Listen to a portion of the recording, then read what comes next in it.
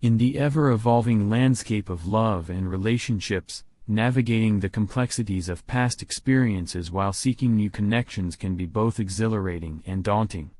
As I reflect on my journey since my split with Heather, I've come to realize just how much my perspective has shifted. While I once felt deeply intertwined in her life, I now find myself completely out of touch and, quite frankly, indifferent to it. This transformation has opened the door to new possibilities, and my personality profile has started attracting attention from various individuals. Among them is Kiko, a fascinating single mother from Japan, who has piqued my interest in ways I didn't expect. Our conversations have sparked a flicker of hope, prompting me to wonder if this new chapter might hold the promise of love and companionship once more. Yet, with the lessons learned from my past, I remain cautious, determined to protect my heart and interests as I explore this exciting journey ahead. The most heartbreaking aspect of deep affection and love is the way it can blind a person to the obvious signs indicating that a marriage is doomed to fail. I had fallen head over heels for a woman who, in hindsight, took full advantage of my feelings for her. I was naive and foolish, completely unaware of how she was manipulating me. However, life has a way of setting things right, and I eventually came to see the truth. As I filled out the questionnaire, I mentally noted the characteristics I was looking for: shoulder-length dark brown or black hair, a medium build, dark eyes, and someone in their mid to late 30s, ideally between 5 feet 4 inches and 5 feet 8 inches. A good sense of humor was essential, and intelligence was non-negotiable. I chuckled at my own little joke about the importance of fluency in a second language, preferably Spanish or Japanese, and a fondness for children. After reviewing my responses, I made a few tweaks before hitting send. Along with the questionnaire, I included a brief paragraph about myself, deliberately omitting any names and explaining my reasons for seeking companionship. I wasn't looking for a supermodel, I wanted a genuine woman who could embrace my lifestyle, which included my 2 children. I treasured the feeling of love and longed for the comfort of marriage, just not with my current spouse. It's a perplexing situation, but if you were married to Heather, you would understand.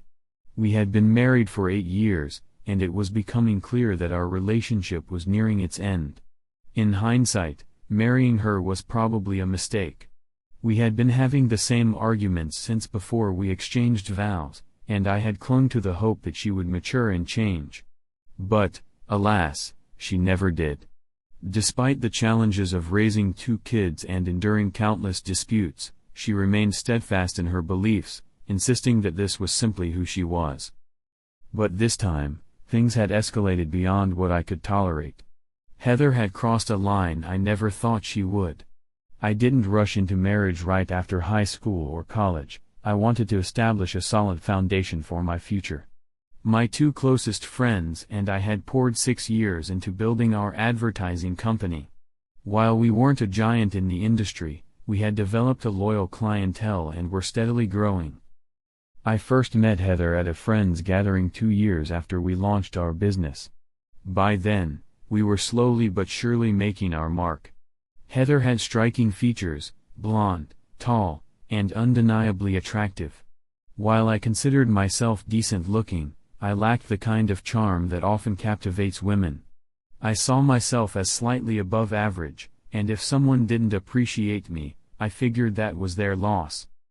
I reflected on my college days when, encouraged by friends, I approached the most beautiful girl in the room to ask her to dance.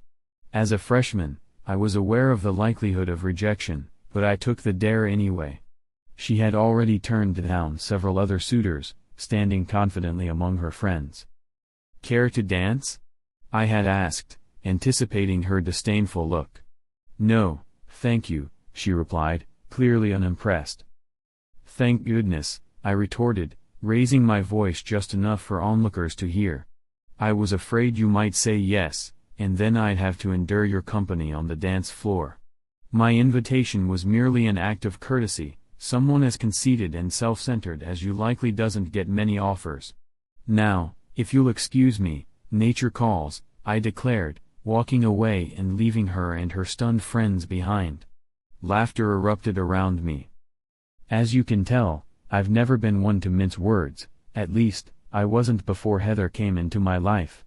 Looking back, I suppose I was blind to her true nature. Returning to the story, it was inexplicable when Heather agreed to go out with me after I asked her out. I couldn't quite understand why, but I felt a surge of happiness nonetheless. With my hectic schedule, we didn't have the chance to go out often. Her social calendar was usually packed. However, as the years progressed, things started to calm down a bit, and I began to consider dating again. With a little extra cash, I could finally treat a woman to more than just pizza and a movie. One day, I bumped into Heather at the mall. "Hey, Steve, how's it going? Still burning the midnight oil?" she teased. "Work's still keeping me busy," I replied, a smile creeping onto my face. "But we're starting to see the light at the end of the tunnel. How about you?" "I'm still with that accounting firm. Next week marks 4 years," she said proudly. "Would you like to grab a bite sometime and catch up?" I asked, surprised at my own boldness. "Sure, that sounds great. Let me check my schedule, and I'll give you a call," she replied, her smile widening. "Perfect. I'll be looking forward to it," she said, waving goodbye as she rushed off to a hair appointment. I won't get into the specifics of our subsequent outings or my awkward attempts to court Heather, but let's just say I put forth my best effort and achieved some level of success. For me, it was pure bliss. We had been casually seeing each other for about 6 months before deciding to commit exclusively. While we progressed physically, she made it clear she wouldn't take things further until she felt ready. As our exclusive relationship approached its 4th month, I decided to go all out for our next date. I took her to a fancy restaurant, followed by a romantic carriage ride around the lake, and capped off the evening at an upscale dance club. This wasn't a venue filled with rowdy youngsters, it catered to a more sophisticated crowd. Despite the bustling atmosphere, I struggled to flag down a waitress for drinks. "Why don't I head over to the bar and grab us some drinks?" "I'll be right back," I suggested, maneuvering through the crowd. After a good 10 minutes, I returned to our table, only to find Heather was nowhere in sight. As I settled into the restroom, waiting for Heather to return, my mind was racing. At 5 feet 8 inches, with a full head of blonde hair, she was hard to miss, especially when she was out on the dance floor. I couldn't shake the feeling of unease that crept up on me when I spotted her. She was dancing with a tall guy, swaying effortlessly to a salsa beat. I stood up for a better view, trying to convince myself that it was just a casual dance, but as I watched them, a slow burn ignited in my stomach. She looked stunning, but the way he was holding her too closely sent waves of jealousy through me. As the salsa track ended and a slow song began, I anxiously awaited her return to our table. But instead of coming back, I watched them embrace, and I felt an intense mix of emotions. It had taken me 3 months to get this close to her, and here was this guy, seemingly all too happy to wrap his arms around her. If the music hadn't changed, I might have stepped in right then and there. Finally, she returned to our table, her face bright with a smile. "You're back," she exclaimed, reaching for her margarita. "It's pretty warm out there," she added, fanning herself with one hand while sipping her drink with the other. "I really needed that." Just as she set her glass down, another guy approached, asking her to dance. She was about to accept, and I couldn't take it anymore. "If you leave me again to dance with him, you'll be finding your own way home tonight," I said, my voice low but firm. "Steve, it's just a dance. Aren't we just on a date?" She shot back, but I could hear the hint of annoyance in her tone. "Sure, but you've said it yourself, you're not much of a dancer. Yet you seem to enjoy it when it's with someone else," I replied, my frustration boiling over. She stood up, insisting it was only one dance and that she'd be back in 5 minutes. As she took a couple of steps away from the table, I slammed my drink down and got up. "You know what? I'm done," I said, turning to leave. Her voice calling my name trailed behind me, but I didn't stop. Outside, I handed my ticket to the valet, my heart racing. "Steve, what on earth are you doing?" she asked, catching up to me. "Leaving without a word," I said coldly. "I warned you back there. If you ditched me again, I'd walk out, and you went off with that guy anyway. It was just a dance. Why is it such a big deal?" She shot back, her frustration evident. "Because it's not a big deal to you, apparently," I replied, just as my car pulled up. "Steve, please wait. I'll grab my purse and coat," she pleaded, but I was already sliding into my car. "Why don't you stay and enjoy dancing with every Tom, Dick, and Harry?" I snapped, feeling the anger rise. "That way you won't have to worry about me being bored while you're on the dance floor. Don't bother calling me. I'll reach out when I want to." I drove away, leaving Heather standing there, frustration etched on her face. It felt like I was living a scene straight out of a movie, like Paul Newman in Cool Hand Luke. What we have here is a failure to communicate. That was exactly what was happening between Heather and me. Days turned into weeks, and I found myself dating other people, but I missed her more than I cared to admit. I couldn't let myself be taken for granted or disrespected like that again.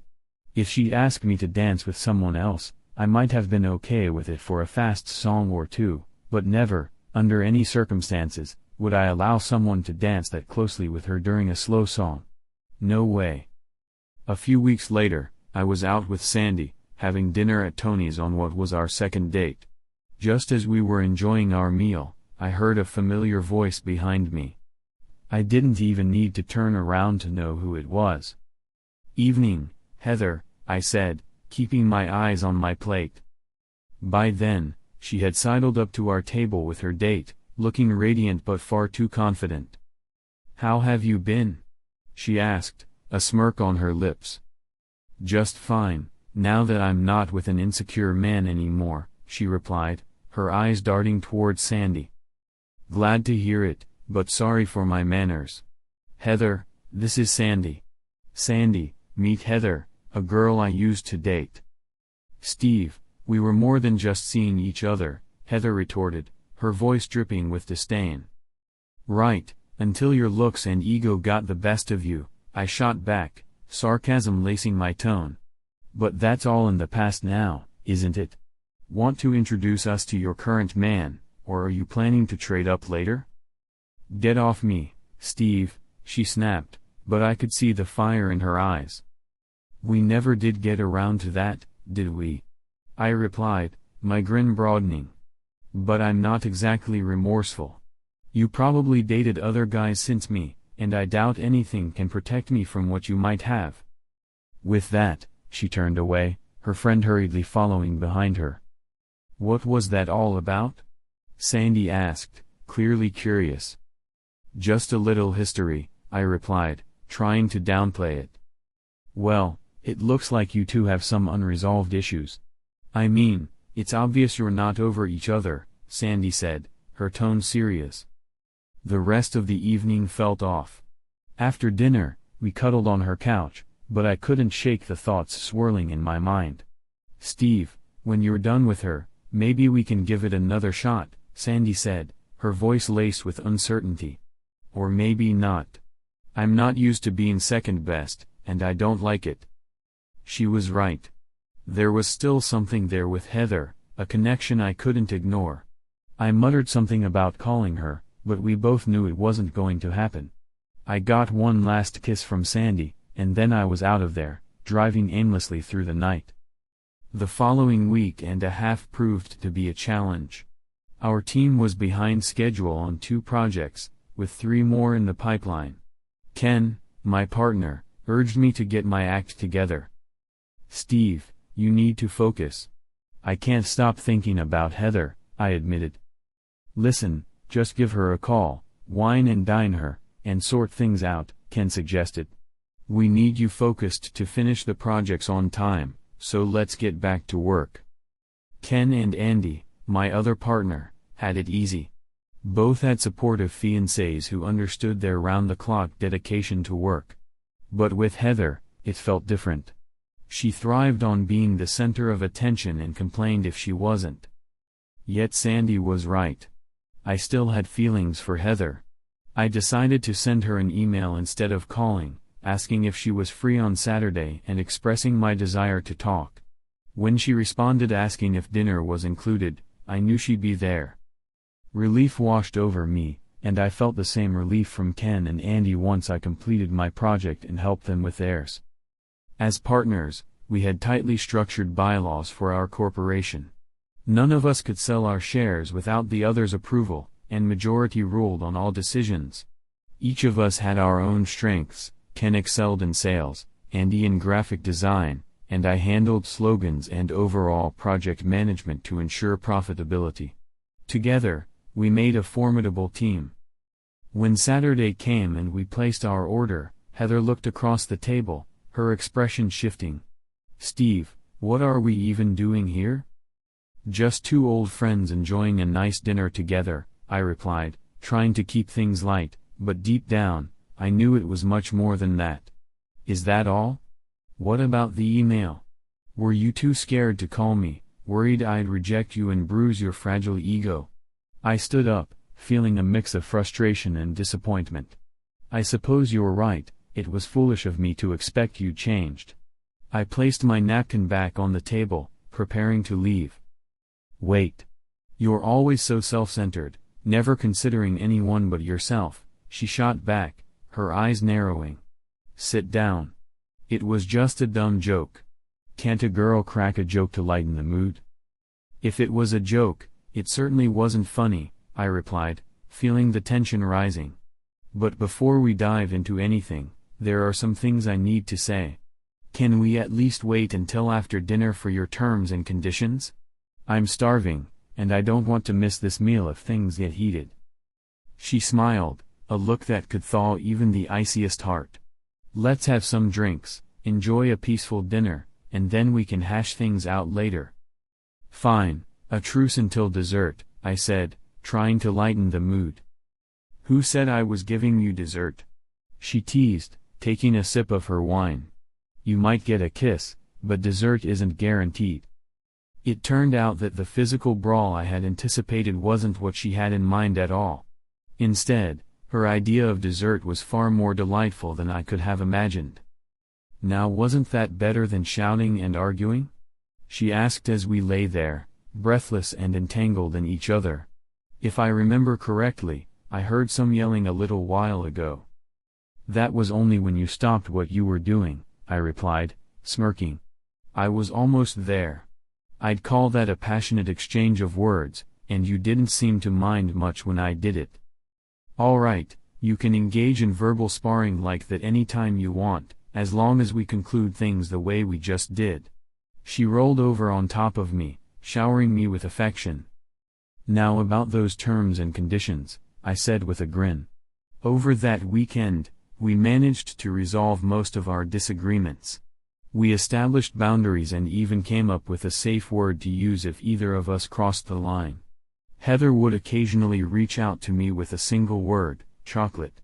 Whether through a call or an email, we both understood its significance. "I have to head out, guys. I'll see you in the morning," I called out to my colleagues as I stood up. "Steve, where are you off to?" Ken asked. "If we collaborate, we can have the Carter layout finished by 9. "Honestly, I'd rather spend time with Heather than eat cold pizza with you any day," I replied, slipping on my coat. "Plus, she has a much better physique than you, and I hope to have some intimate time before I'm too worn out." 2 months later, Heather moved in with me. I worked relentlessly, convinced that my efforts were paving the way for a secure future for both of us. I believed that the payoff would be worth it in the end.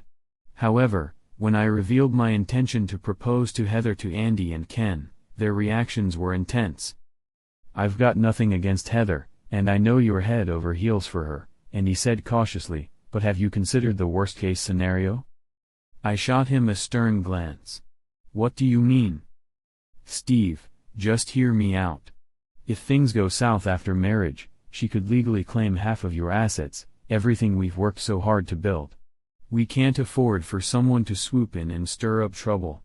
All I'm suggesting is that you consult our lawyer and get his perspective. If you're comfortable with his advice, then go ahead with our full support. You guys really need to unwind, you're burning yourselves out, Ken added, trying to lighten the mood.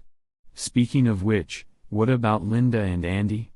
Have you discussed a prenuptial agreement with them? They assured me their fiancés were on board, and if I doubted them, I could verify it. But guys, it just feels so cold and impersonal. I can already anticipate arguments, I argued. Isn't it better to address everything up front before popping the question? Andy countered. If you delay it, she might think you're uncertain. Get her agreement now, then propose. That way, you're protected, and it's a non-issue moving forward. You'll rest easier knowing you're covered. But he was wrong. I found it harder to sleep, especially with Heather's warm presence beside me. I'll admit it, I was weak when it came to her. With every other girl I had dated, I had been in control. But with Heather, I was a puddle of mush. A week later, after a hearty dinner and a cozy night together, I broached the topic carefully. Darling, can I talk to you about something? I began. Of course, honey. Anything, she replied, snuggling closer. Do you have faith in me? I mean, do you believe I would ever intentionally harm you?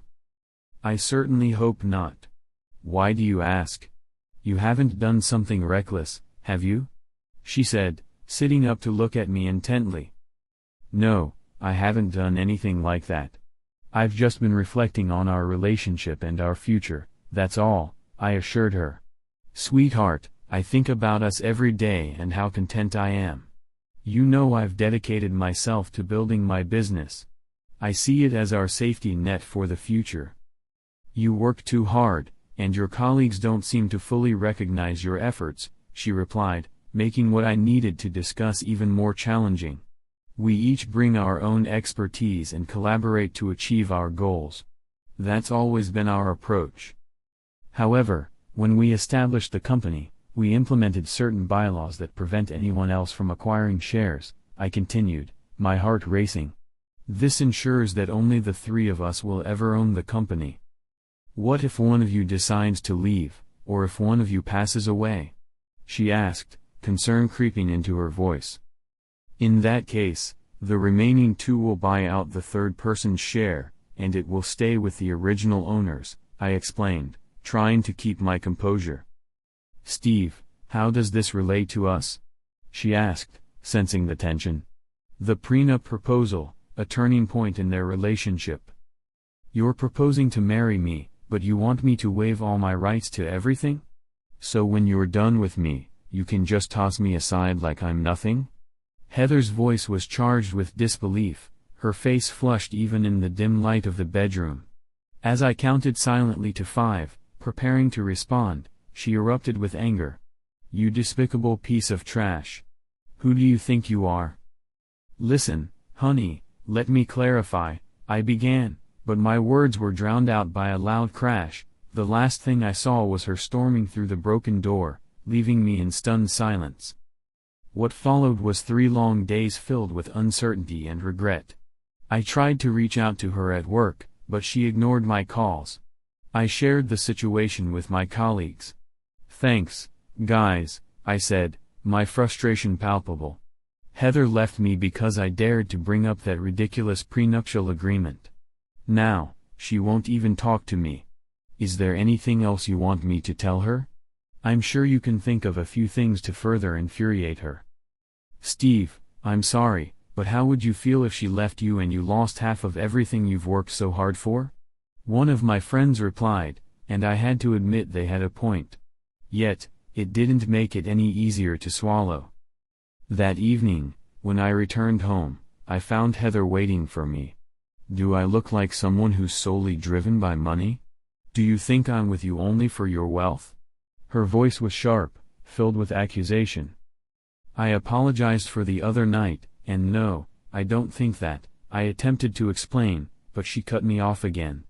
So, you're essentially asking for everything while leaving me with nothing? You want to go out and have fun and then abandon me whenever you feel like it. Heather, I would never betray your trust, I replied, desperation creeping into my tone. Oh, I see now. You suspect that it's me who would betray you. That's what this is all about, isn't it? Well, I'm glad I discovered your true feelings before it was too late. With that, she turned her back to me, and I could feel the anger boiling inside.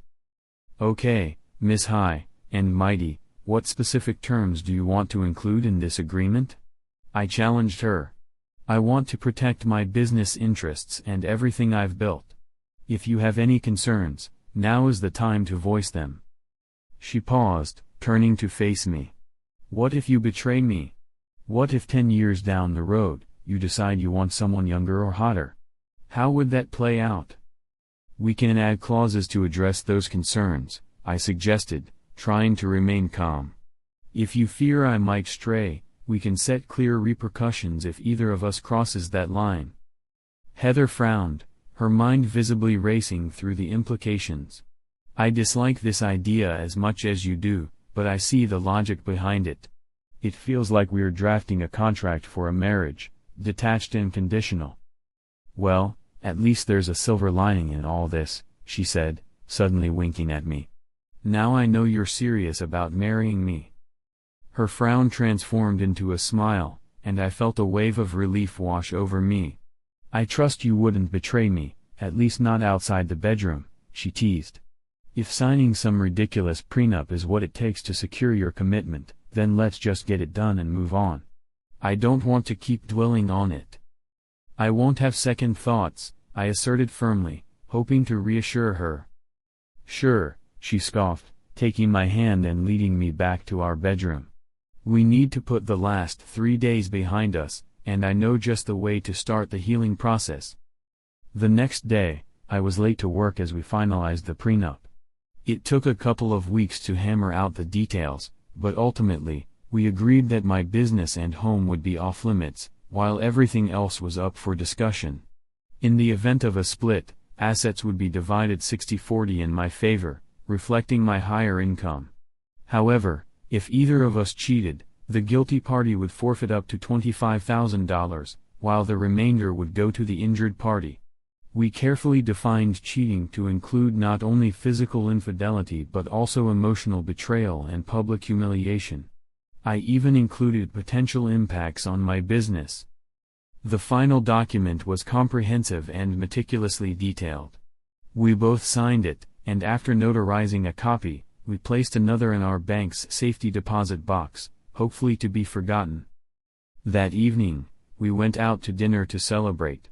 The relief was palpable, and it felt as though a heavy burden had been lifted.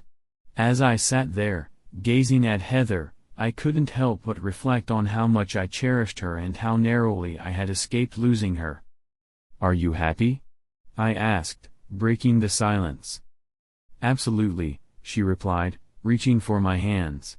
You know I love you, right? And you know I'm head over heels for you too, don't you? I responded, our gazes locking in mutual affection.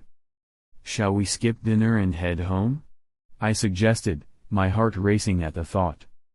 No way, cowboy.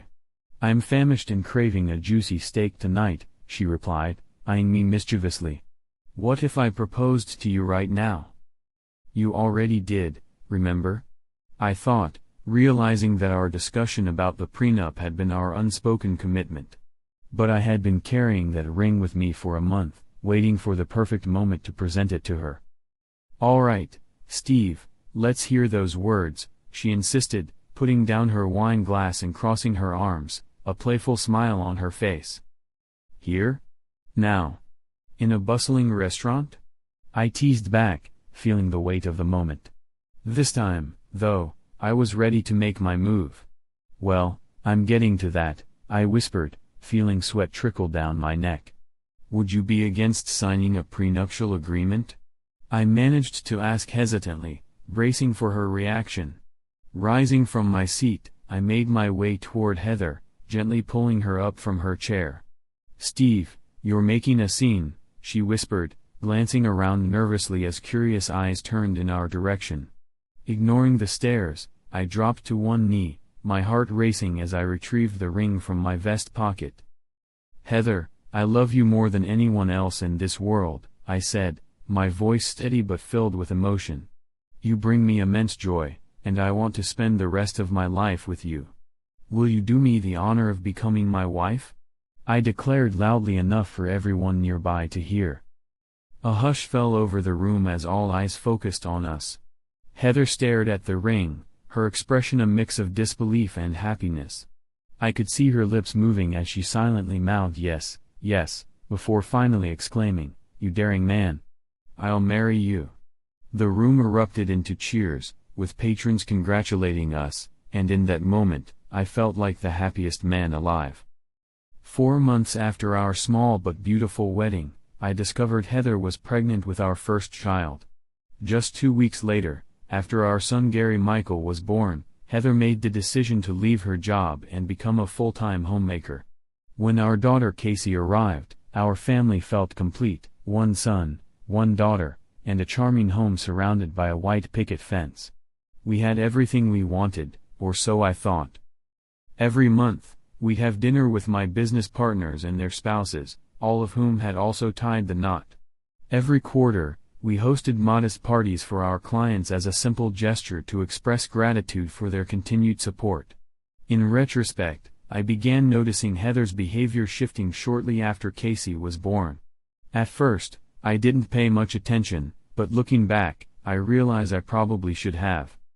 When she entered a room, she craved attention. The way she dressed began to change, subtly at first, but gradually becoming bolder, especially before Casey was born. After Casey arrived, Heather poured her energy into dressing our daughter in the most colorful and stylish outfits she could find. To me, Casey was my little angel; to Heather, it was as if she were a doll in need of adornment.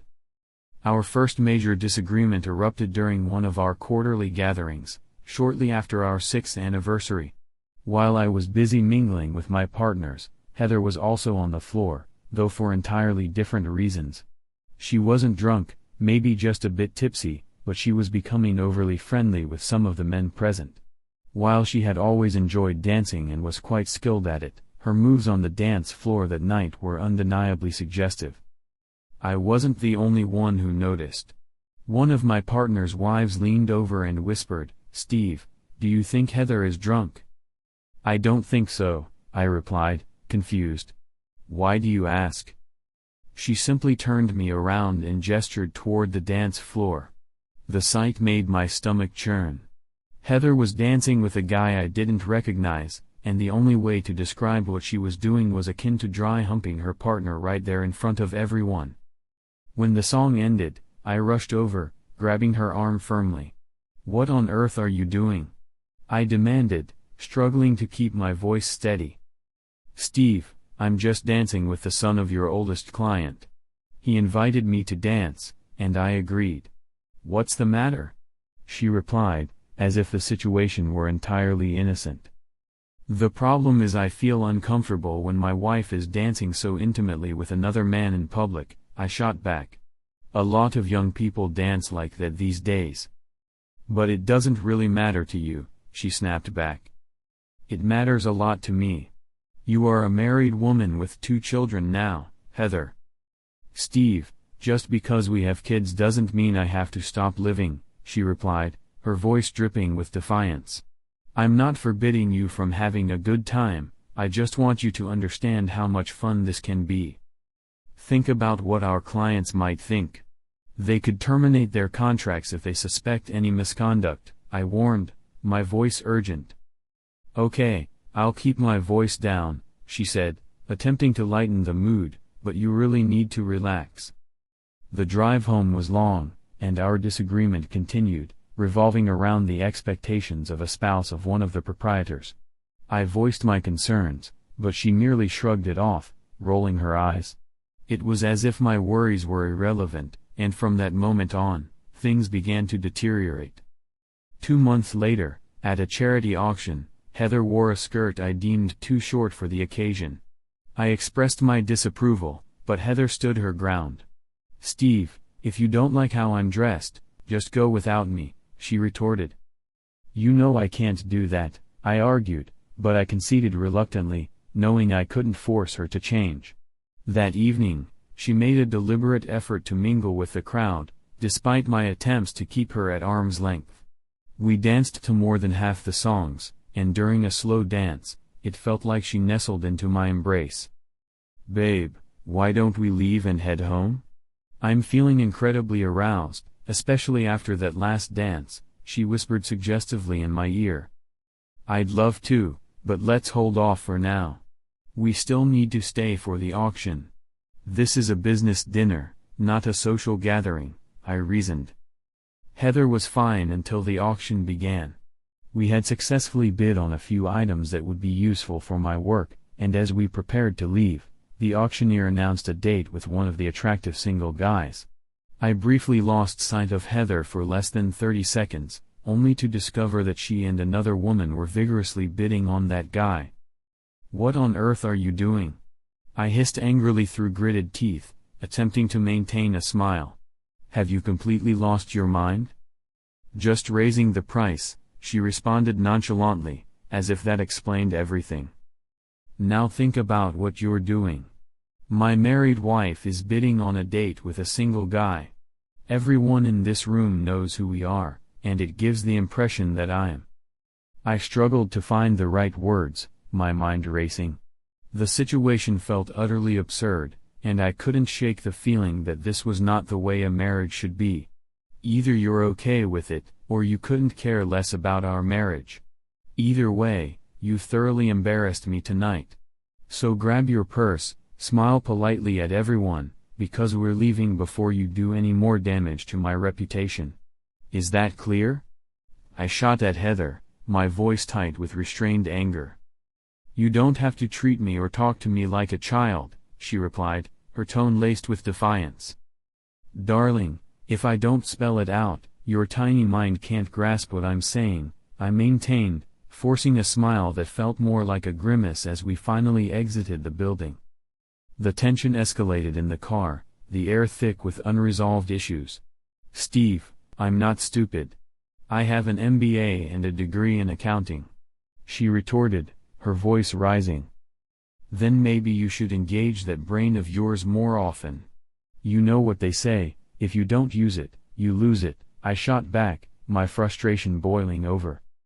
"Keep it up, and I know something you won't have access to for a very long time," she fired back, her words dripping with venom.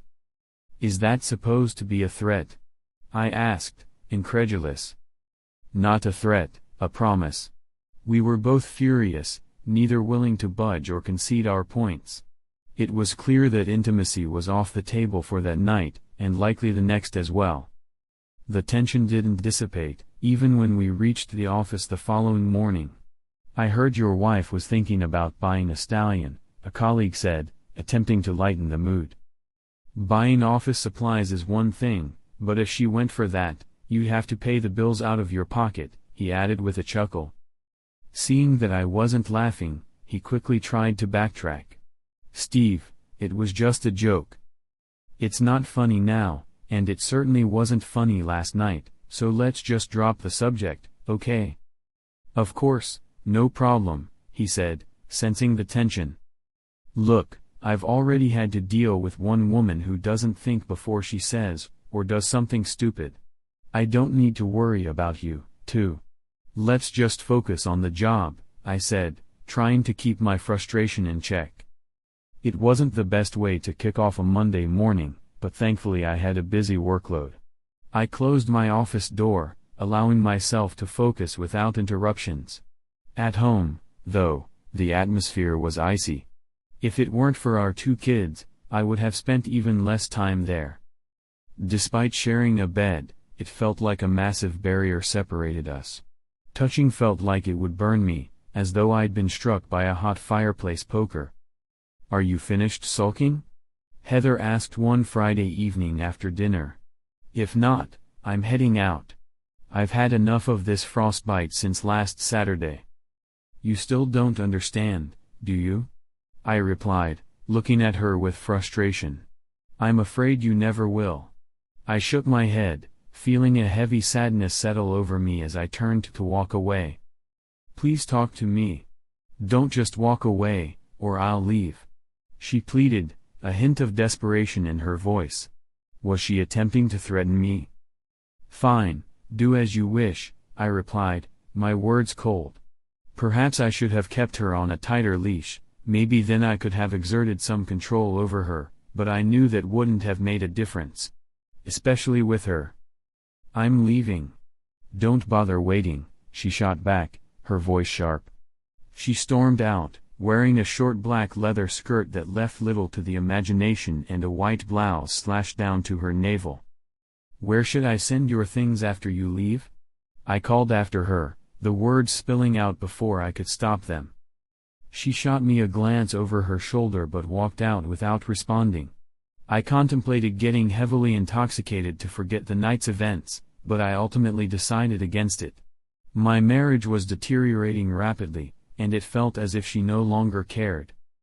Despite being a lousy wife, Heather was an excellent mother, and that was one of the few reasons I tolerated her indifferent behavior. She returned home shortly before 1 a.m., pretending to be asleep. I avoided talking to her that night, listening to the sounds of the shower, the hum of her electric toothbrush, and finally noticing when the light in the bathroom went out. When she slipped into bed, she settled on her usual side, but instead of silence, she started kissing the back of my head. I know you're not sleeping. Do you want to have some fun? She murmured seductively. I turned to face her, but my silence spoke volumes. It looks like you needed to go out and have fun with other guys anyway. I lost interest in you the moment you walked out the door tonight, I said flatly. Grabbing my pillow, I decided to sleep on the couch. I didn't sleep at all, I just lay there, replaying the events of the night in my mind. I was fed up with her flirting, her dancing, and the way she seemed to bask in the attention of any guy who paid her a little notice. I'd always been jealous, but it had only gotten worse over the years. She was my wife, and no one else's. When she married me, it meant that she belonged to me, and I belonged to her. But now, I couldn't trust her anymore. I was scared to think about how she behaved when I wasn't around. Around 7 a.m., I glanced up and saw her standing there in her bathrobe, leaning against the door frame with her arms crossed. We need to have a conversation, she began, her voice serious. I want you to know that last night, I didn't do anything with anyone else. I had a few drinks, danced with a few guys, and then came back home. That's it. I didn't kiss anyone, let anyone touch me inappropriately, or go to bed with anyone. You have to believe me, she said, her tone pleading. Why should I trust you? I replied, my heart racing with hurt and anger. I've seen how you behave around our friends. I can only imagine what you're like around strangers. I just don't want to argue about it anymore. You can live your life, and I'll live mine. We'll intersect occasionally, and life will move forward this way. I won't have to worry about you embarrassing me again. You're giving up on us? On our marriage? She shouted, her voice rising in frustration. What marriage? For too long, I've felt more like your keeper than your husband. It's like a father trying to protect his daughter's innocence. He tries his best, but ultimately it's up to her to preserve it or give it away. You've given away our marriage. You're such an ass, Steve. I didn't give anything away. That's right, you didn't. But you made me pay with my self-respect and the love I once had for you, time and time again. But not anymore. I have nothing left to give. Come upstairs, and I'll make you feel good like I used to, she coaxed, trying to bridge the growing chasm between us. You're still not understanding me, are you? I'm done. It's over, I said, the finality of my words hanging heavy in the air. She stormed off, muttering something under her breath as she left the room. I believed I could maintain a coexistence with her while living separately, for the sake of our children, but in truth, I was starting to feel like a stranger in my own home. With tears welling in my eyes, I found myself apologizing to Kathy. The words were heavy, and even after all this time, it felt difficult to talk about my past. Taking a deep breath to steady my emotions, I began to share the painful journey I had traveled. Each word felt like a weight on my chest as I recounted the moments that had nearly cost me everything: my family, my marriage, my happiness. The terrifying thought of losing it all forced me to confront the deeper meaning of love and commitment. It wasn't merely about passion or fleeting desires, it was about a love that could endure through the toughest storms. The love Harry and I had built together was irreplaceable, and I felt an overwhelming gratitude for the fact that he was still in my life. Kathy listened intently, her brow furrowed in contemplation. She expressed her own fears about how she would cope if her husband ever left her. When she inquired if I had ever told Harry the truth, a knot twisted in my stomach. I explained how fear had paralyzed me, fear of losing him, fear of revealing what I had hidden. I had come perilously close to losing him once, and the idea of him discovering my secret was unbearable. Since that pivotal moment, I made a conscious effort to be the best wife I could be. I showered Harry with love and appreciation daily, determined to no longer take our marriage or him for granted. Yet, even with my newfound commitment, I lived in constant dread of what would happen if the truth ever came to light. Kathy reached out, giving my hand a comforting squeeze. She thanked me for my honesty and admitted that my story had made her reconsider a decision she was on the verge of making. I felt a rush of relief wash over me, knowing that my vulnerability might have saved her from a regrettable choice. As we wrapped up our conversation, we made tentative plans to meet again soon. Walking home, I felt a sense of accomplishment, a small victory in knowing that I might have protected my friend from making a mistake she could later regret. Upon arriving home, I eagerly awaited my daughter Jennifer's return from school. I greeted her with a kiss and her favorite after-school snack, marveling at how quickly she was growing up. Soon, she would be turning 10, and I couldn't help but think about how fast time was flying. Where had the years gone? Later that evening, when Harry walked through the door, I greeted him with warm hugs and kisses, my heart swelling with gratitude for the life we had built together. The conversation with Kathy earlier had been a poignant reminder of just how precious every moment was. That night, after Harry had drifted off to sleep beside me, I lay awake for a while, propping myself up on my elbow. I traced the lines on his face, each crease telling a story of the years we had shared. With every gentle stroke, my heart swelled with love and admiration for this man who had stood by me through it all. Leaning in, I pressed a soft kiss to his lips, and to my delight, he smiled back at me. He pulled me into a warm embrace, whispering sweet nothings, and I laughed softly, surprised that he was still awake. Harry chuckled, explaining that he had been lost in thought about Jennifer's upcoming birthday. Our conversation turned to the future, and when I playfully suggested that we consider giving Jennifer a baby brother or sister, I wasn't entirely joking. We had discussed expanding our family before but had never reached a decision. This time, Harry's broad smile gave me hope that we might be ready to take that step.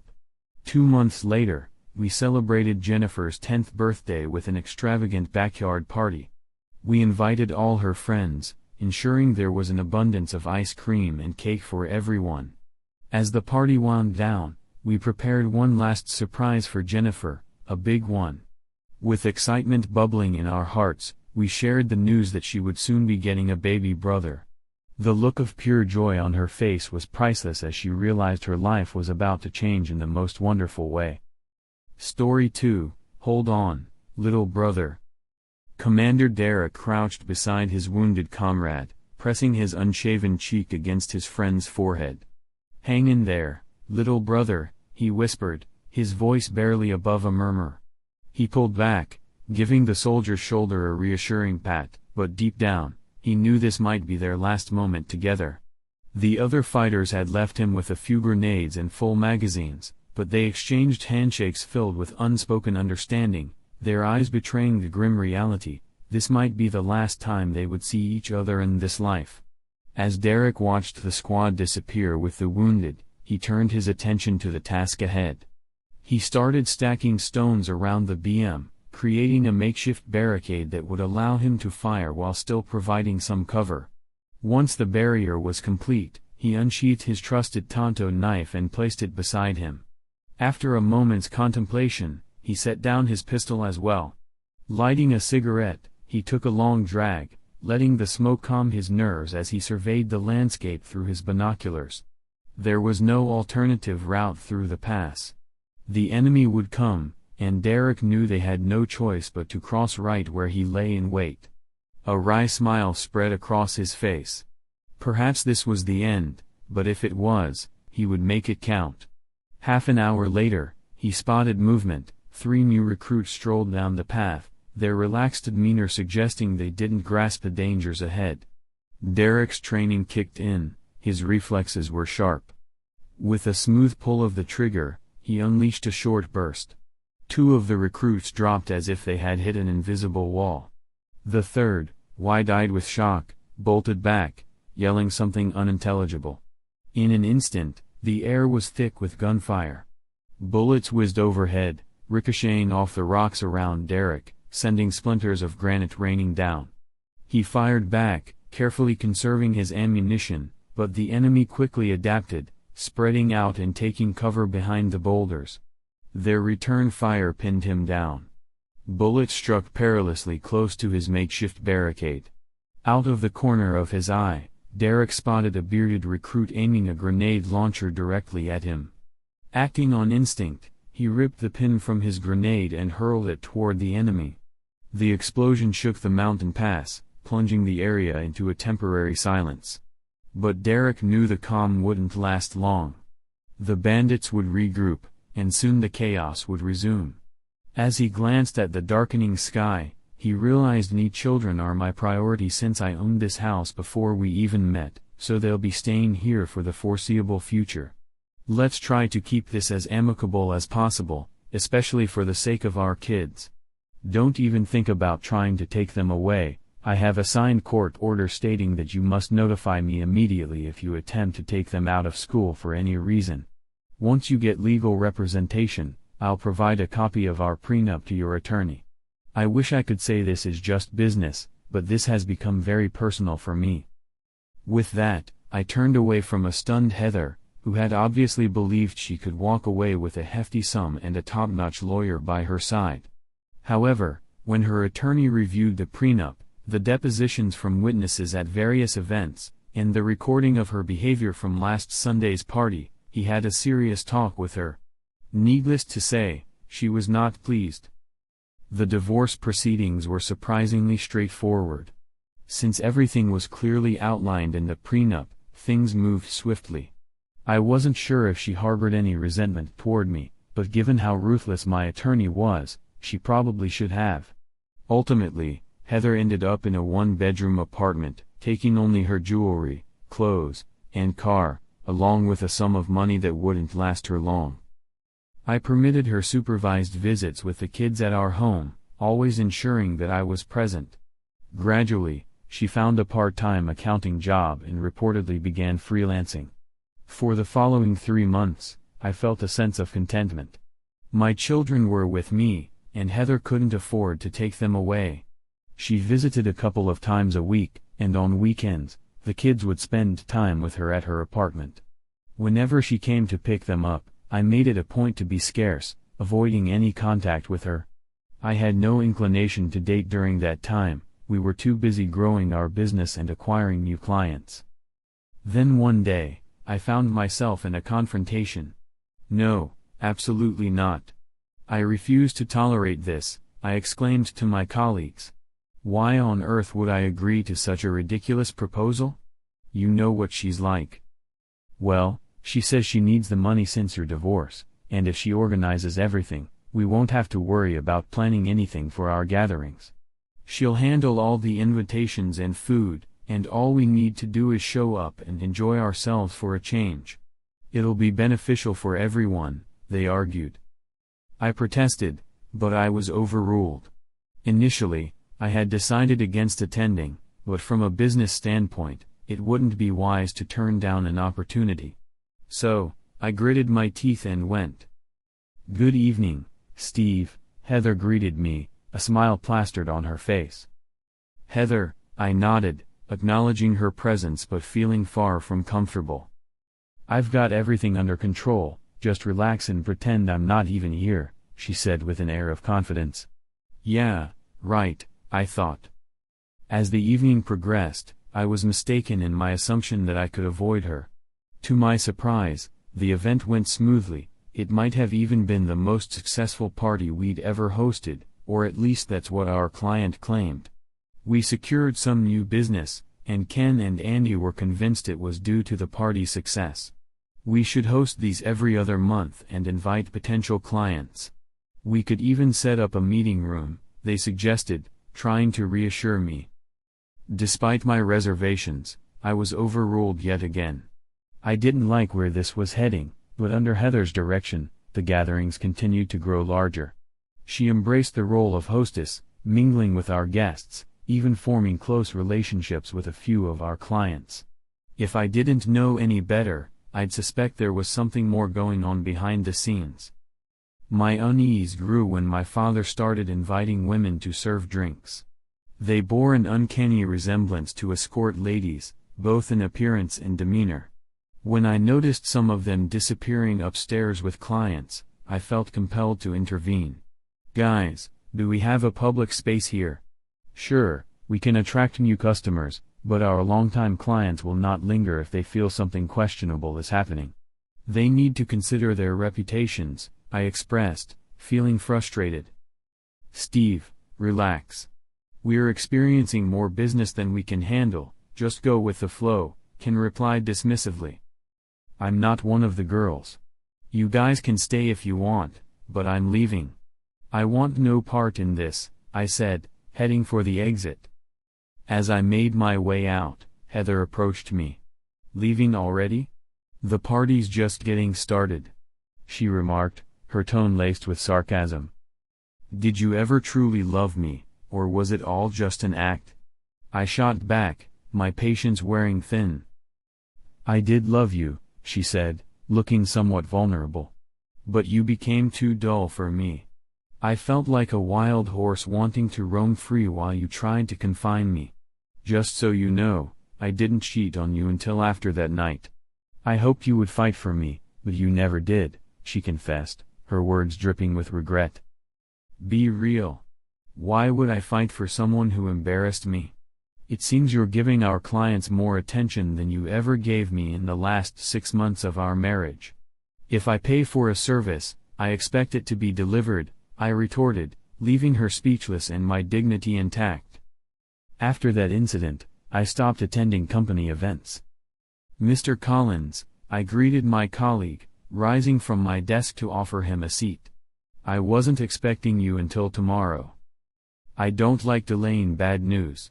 I rearranged my schedule to meet with you first thing this morning," he explained, his tone serious. "Please, have a seat. Can I offer you anything to drink or eat?" "No, thank you. I won't be staying long," he declined, crossing his legs as he prepared to deliver his message. "Steve, I respect you, but I regret to inform you that I'm withdrawing my business from your firm. My associates and I are not satisfied with the direction your company is taking, and we can't afford to remain associated if something goes wrong." Confusion washed over me. Is there something we've done wrong? If so, please let us correct the mistake, I pleaded. "Steve, I've always admired you, and you've never led me astray. But your two partners are steering your company down an uncertain path. Can I ask you something personal?" he said, shifting in his seat. "Of course, go ahead," I replied, curious. "I noticed you haven't been at the last 2 parties. Is there a reason for that?" he asked, his expression sincere. Fall was fast approaching. Here in the mountains, darkness descended quickly, and soon he wouldn't be able to distinguish friend from foe. Meanwhile, the enemy was still out there, attempting to encircle him, poised for a final assault. As Derek braced himself for what he feared might be his last stand, he couldn't shake the thought of whether his men had made it to the helicopter in time. He desperately hoped they had. He understood that if they did, the only thing that mattered now was that he didn't die too soon, otherwise, all of this, everything, would have been for nothing. "Is it personal, Steve?" Is that why your ex-wife is introducing women of questionable character to your new clients? The accusation came from a tense boardroom where I could feel the weight of my reputation hanging by a thread. One of the clients even added, one of them even asked me to go upstairs with her. Panic surged through my mind as I desperately tried to formulate a response. What if I assured you that within 30 days, our company would undergo a complete turnaround? What if I pledged that if it didn't happen, I'd start my own firm? It's just 30 days, and if I'm wrong, what do you have to lose?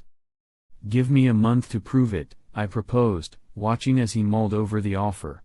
After a moment that felt like an eternity, he finally agreed. Okay, 30 days. No more. 30 days from today, I'll come back to either congratulate you or pull my business. Agreed, I replied, relief flooding through me. Thank you. I promise you won't regret it. As soon as he left, I knew I had to act fast to resolve the situation. My partners, Andy and Ken, arrived late as usual, carefree and oblivious to the storm brewing. Guys, we're facing a significant issue, I said, cutting straight to the chase. Some of our clients are considering withdrawing their business. One of them was approached inappropriately by the hostesses at your last party, and he was there with his wife.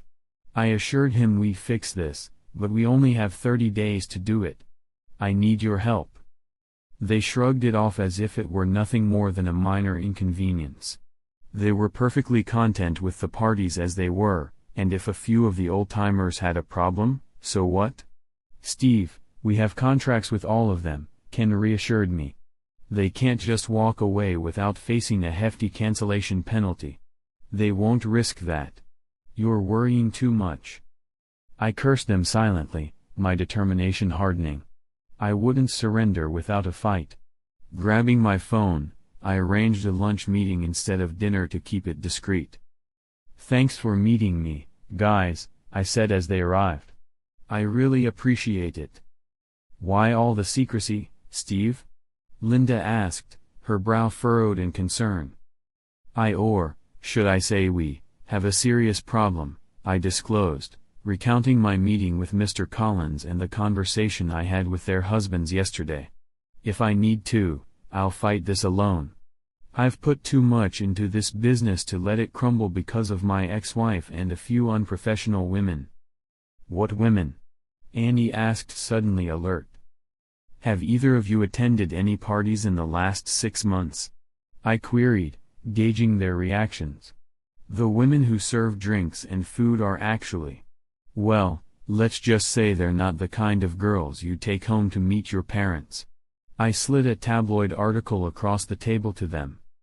Here, read this, I added, and Linda chimed in, I think I heard Heather mention that they used to be models. I'd argue they look more like former actresses from a certain genre, I remarked, trying to keep it light. They invite potential clients upstairs to close the deal. Both women frowned. Our husbands wouldn't have agreed to this, they insisted. Are you considering going to the party on Saturday? I asked, trying to gauge their intentions. Not really.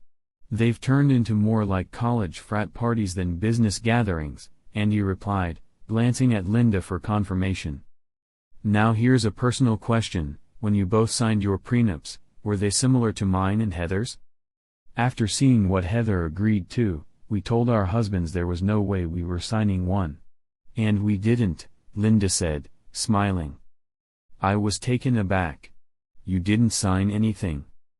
Just our marriage license, Linda replied, the smile still on her face. Can we meet at my place on Sunday around 10:30? I asked, sensing an opportunity. Why? Linda inquired, suspicious. I want to show you what really happens at those parties.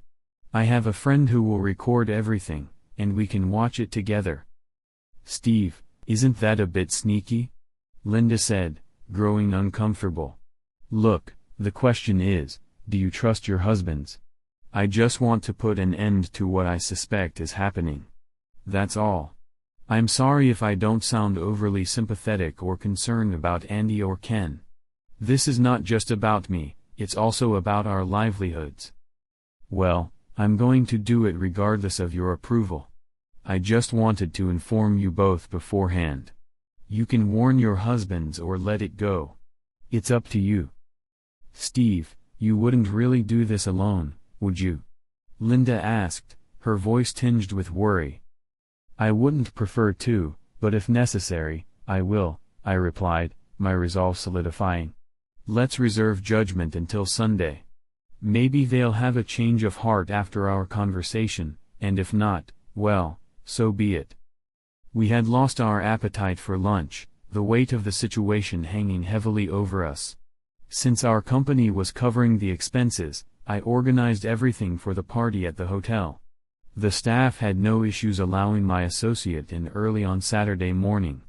I instructed him to capture both video and audio in the dining room and hospitality room. John, when everyone leaves Saturday night, retrieve all the cameras and give me the CDs. I don't want any lingering evidence that could cause problems later. Understood, he replied. At least now I could either confirm what I had heard or prove to my clients they were mistaken, though I doubted it. John delivered everything just after 2 a.m. the next morning, cameras, CDs, and microphones all accounted for, and with a check for $700 in his pocket, he departed. I went to bed, contemplating whether to peek at one of the CDs, but ultimately decided against it. I needed a good night's sleep, after all, there was no telling what might happen next. The next morning, Andy and Linda came to my house, carrying a bag of donuts and coffee from Starbucks, which made breakfast unnecessary.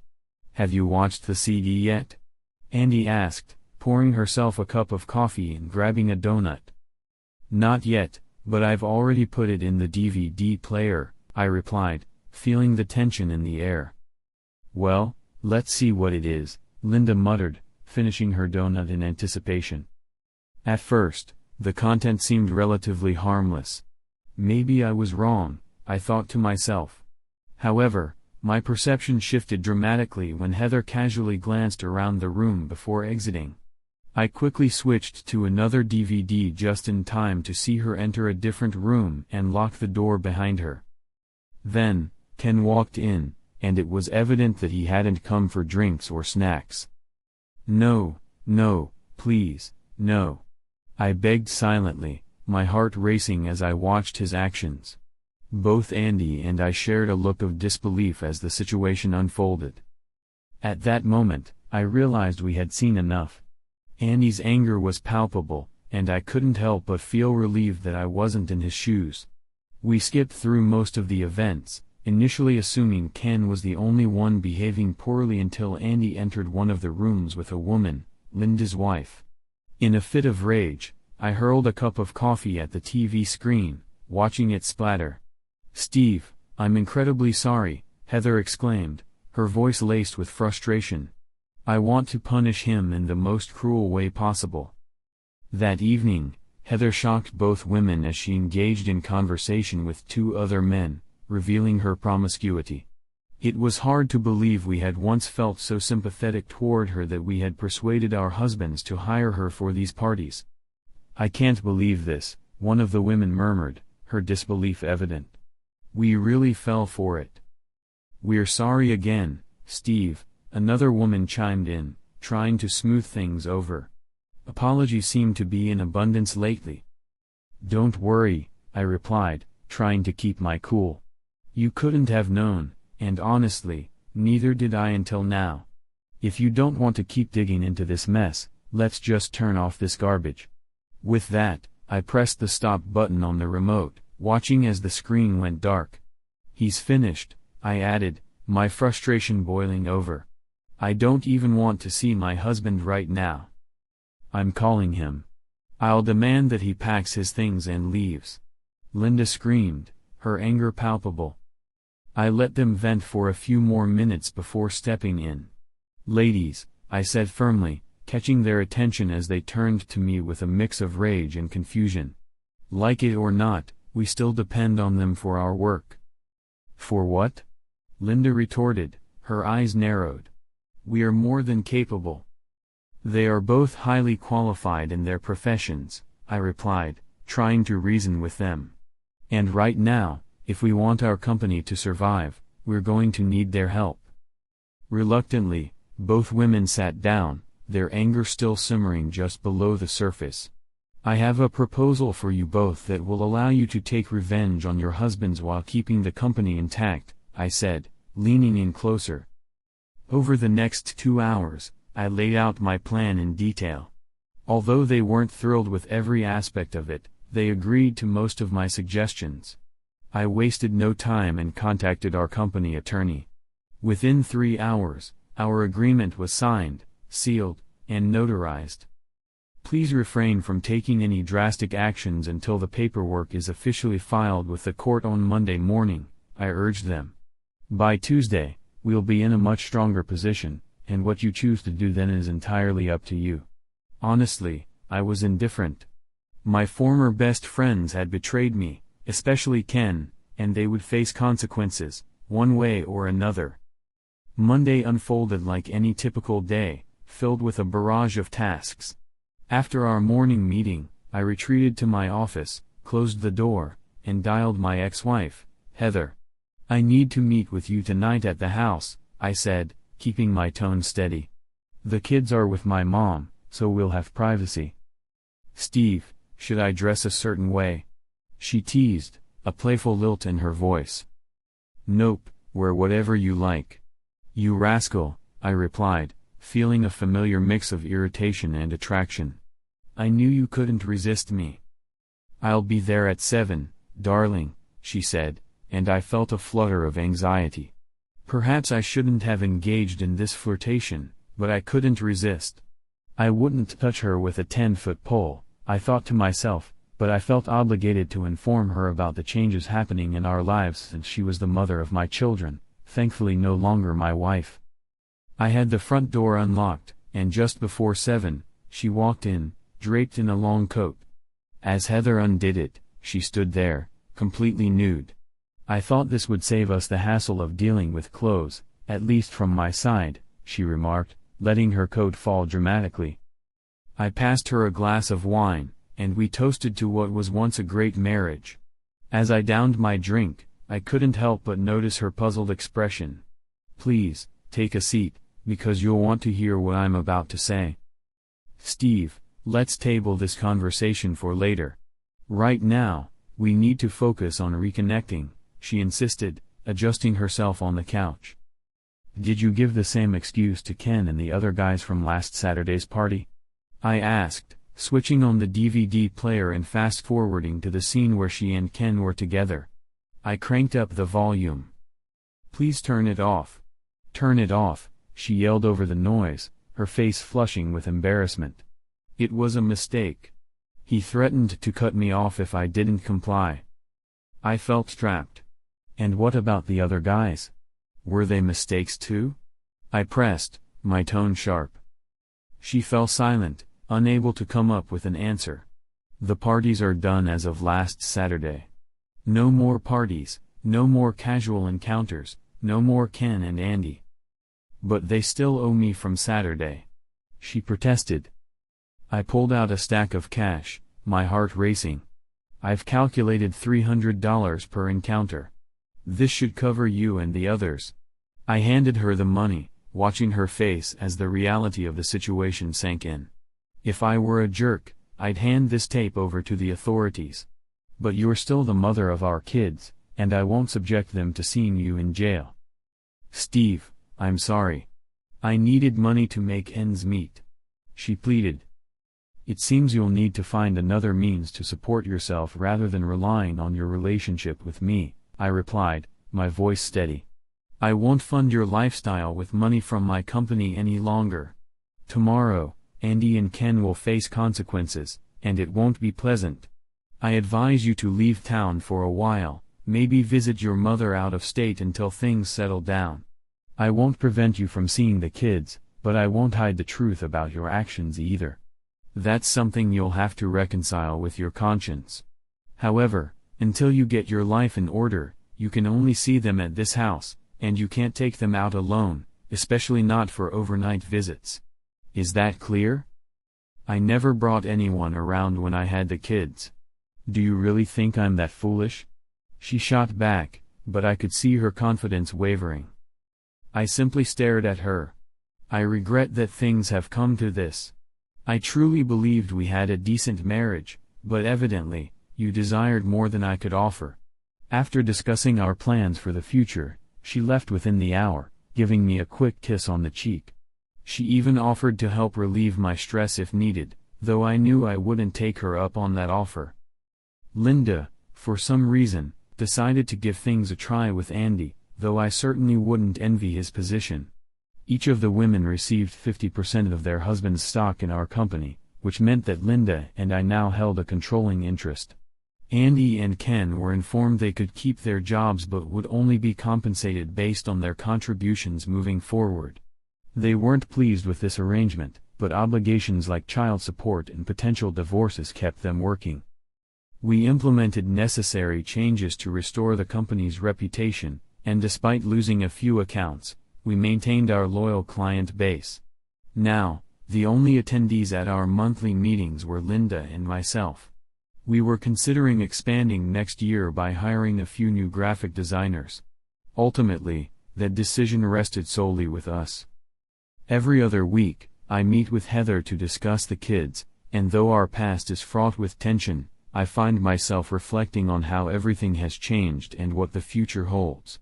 I've completely lost touch with Heather's life, and frankly, I'm no longer interested in what she's doing.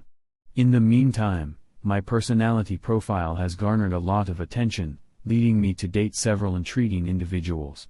One person who has really captured my interest is a young woman named Kiko from Japan. She's a single mother who's planning a trip to the United States next month. We've had a few video chats, and she comes across as very pleasant and engaging.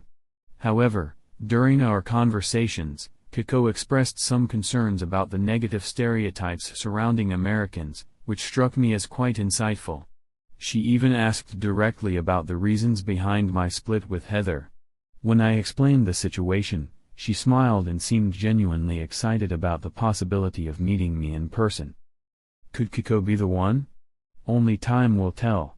But one thing I know for sure is that I enjoyed being in love, and I have every intention of marrying again someday. I just hope she's open to the idea of signing a prenup. Unlike my previous experience with Heather, I'm not willing to take any chances this time around. Linda, too, has made it clear that she's looking out for her own interests. After everything that has happened, it's crucial to approach any new relationship with a sense of caution and clear boundaries.